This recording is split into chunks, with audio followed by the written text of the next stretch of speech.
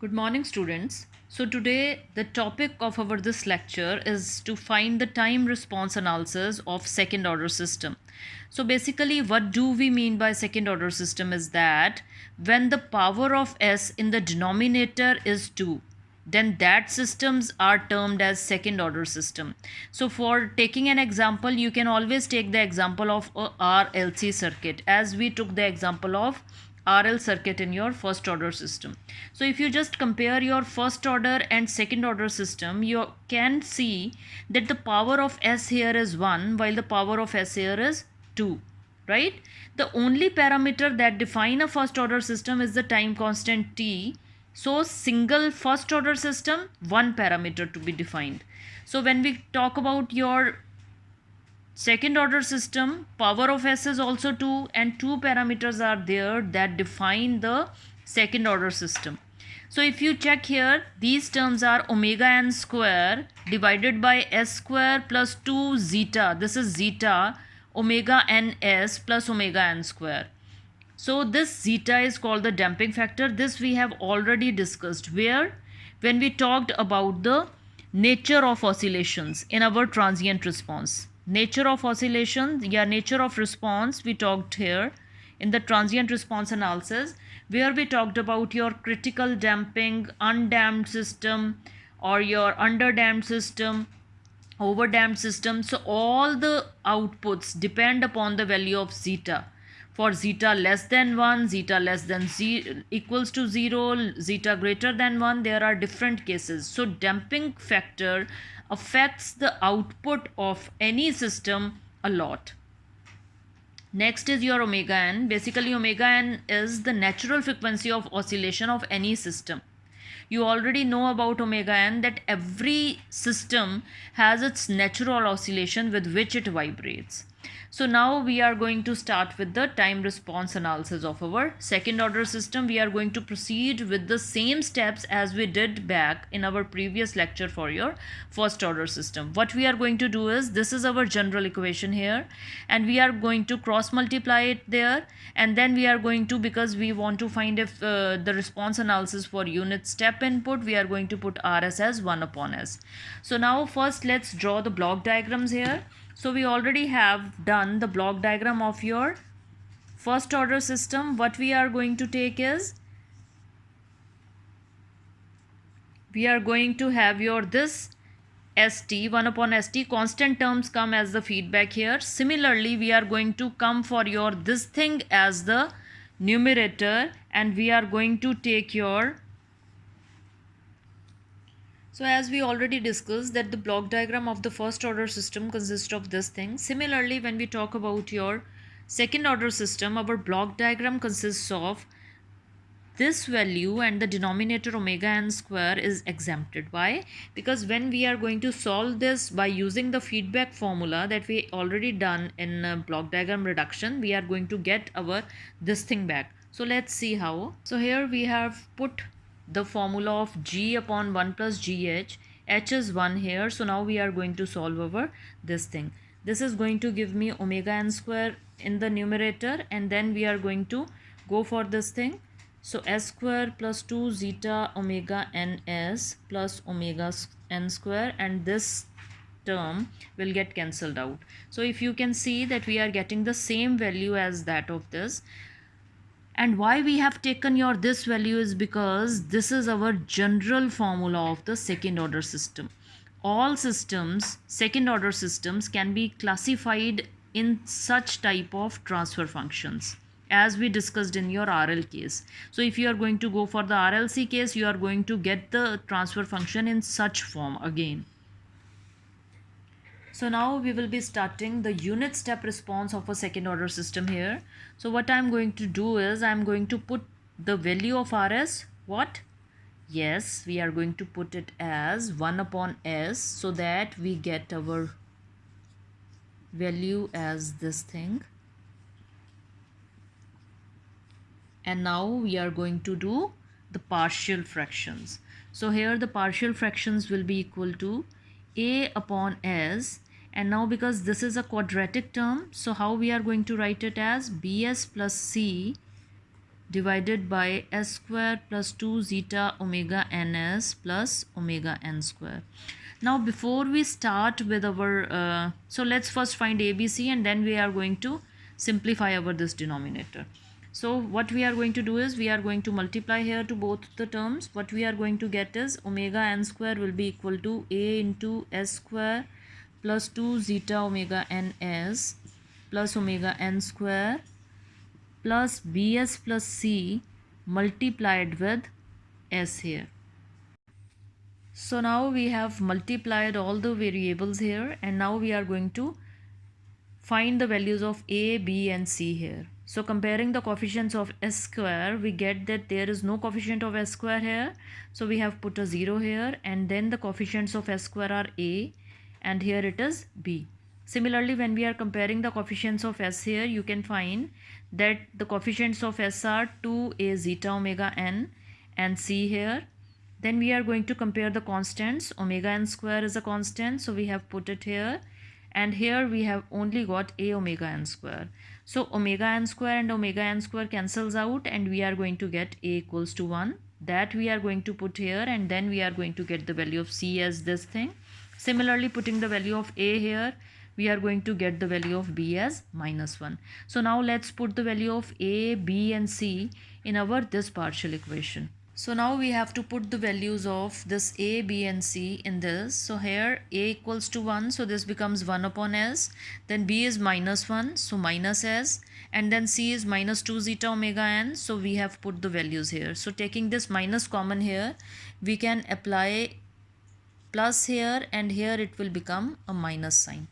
So we can do this. So now what we are going to do is we are going to make this in square form. So for that, what we do is, if you all have forgotten, just to remind you that if we have got such an equation, let's say this is the equation. So what we do is we add and subtract half of this x and square the term. So that means what we have to do is x by 2 square minus x by 2 square.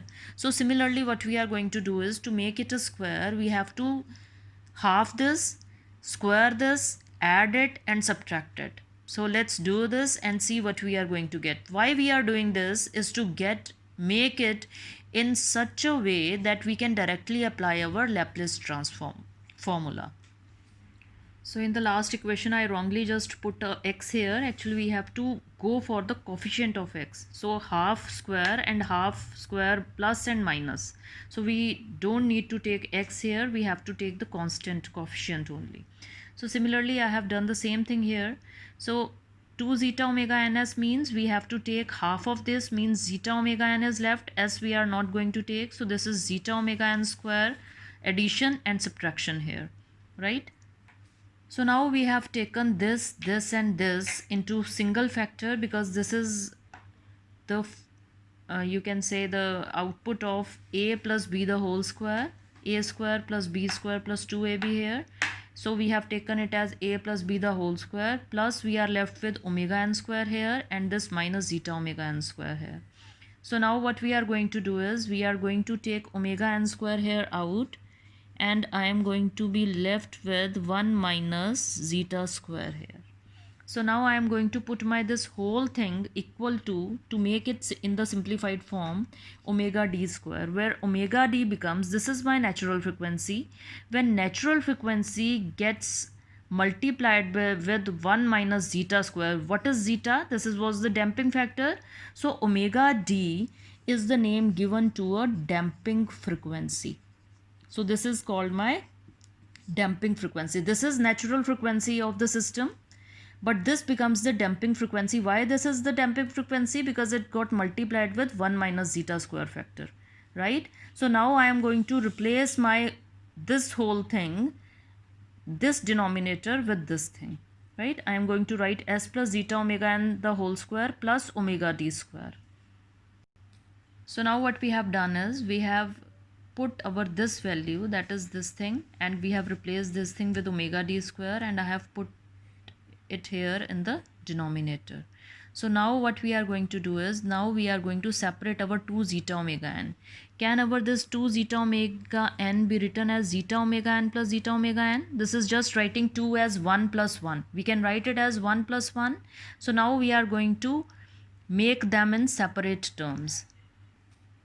So now we have separated our this 2 zeta omega n as into zeta omega n plus zeta omega n. So because of this minus sign outside, our this minus sign has come here again.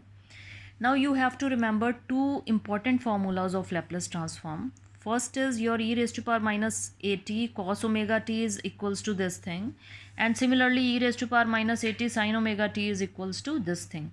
Why I am doing this is because this is going to become this thing and our this thing is going to become this thing. So we have to only check are they in this form so that we can directly employ our inverse Laplace transform here.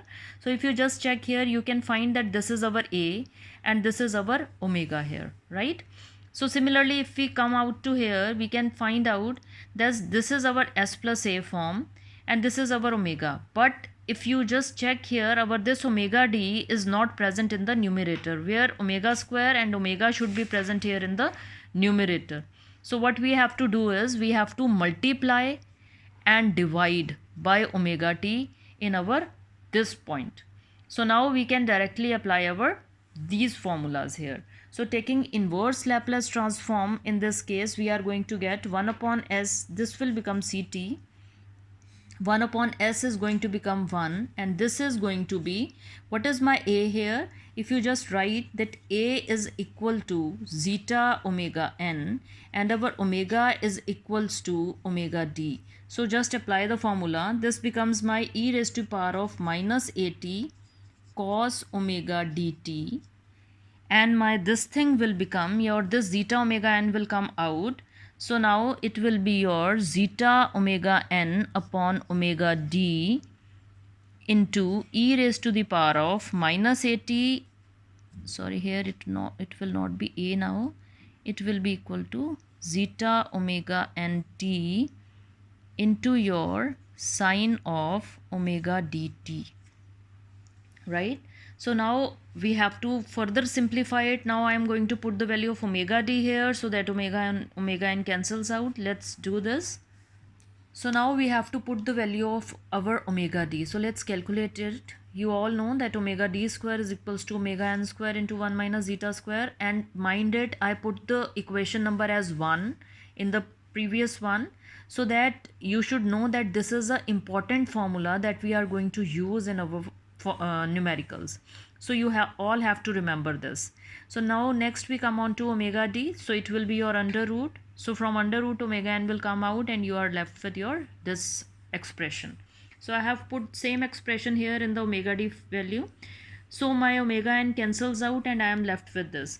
Now if you just check out, my this e raised to power minus zeta omega n t is common here. And if I want to take my this under root 1 minus zeta square out again, common in both cases, then I have to multiply with 1 minus zeta square here and divide by 1 minus zeta square here, right? So now I am going to take my this thing common, e raised to power minus zeta omega n t divided by under root of 1 minus zeta square. So now I am going to get under root of 1 minus zeta square into cos omega dt minus zeta into sine omega dt. Why we are doing all these things is to just make our this expression in such a simple formula so that we can easily remember it. Why we want to remember it? Because all the derivations that we discussed about time domain specifications in our last to last lecture, we are going to derive from the value of ct that we are going to finally get, right? So we are going to now take our this under root of 1 minus zeta square as our sine phi and this zeta as our cos phi. So let's assume taking your under root of 1 minus zeta square as sine phi and taking zeta as our cos phi. So just you all know what was the value of tan phi? Yeah, it was sine phi upon cos phi it was equal to our tan phi, and it is now under root of 1 minus zeta square upon zeta. Again, I would like all of you to put it in a rectangular bracket and note down in your notebooks, because again we are going to use our this formula of tan phi equal to under root of 1 minus zeta square upon zeta in the numericals and in the derivations we are going to do in our tomorrow's lecture. So now putting the values of under root of 1 minus zeta square, what we assumed here as sine phi, here the sine phi, and zeta as our cos phi, you are going to find out that when we have put it, we have got the expansion of sine A plus B. So here A is our this omega d t and B is phi. So while getting our sine A plus B form, we get sine omega dt plus phi, where you have to remember all the values of omega d as well as of phi. What will be the value of phi here? Can you tell here? Your phi will become equal to, let me write it here so that you all can remember it. It will become tan inverse of under root of 1 minus zeta square upon zeta. Again, these values will be used in our tomorrow's lecture, so you all have to remember them if you can, otherwise just jot them down on your registers. So Ct equals to 1 minus e raised to the power of minus zeta omega nt upon under root of 1 minus zeta square sine omega dt plus phi is the final equation of your output response when your second order system is subjected to a unit step input. All these steps matters a lot. Why? Because your this is very important from exam point of view, because it's not necessary that you are going to get a simple question on the time response analysis of first order system. It can come with your second order system also, but unit ramp comes there are very little chances of unit ramp input response, because that becomes very complex, because then you have to go for 1 upon s square into your omega n square जो भी आपका expression है of your second order system. So you have to learn your this derivation by heart, and if there is any problem you can always comment and I can answer you. So now we come on to that what type of output we are going to get from here. So you can just see that when we are going to apply a unit step input to our second order system, your second order system is going to behave like this one if it is underdamped. It is going to behave like this one if it is a critically damped, and it is going to behave like this if it is overdamped. And you all know that undamped system is going to have a constant oscillations here. So this is our Ct and this is our T here. So that's all for now. Thank you.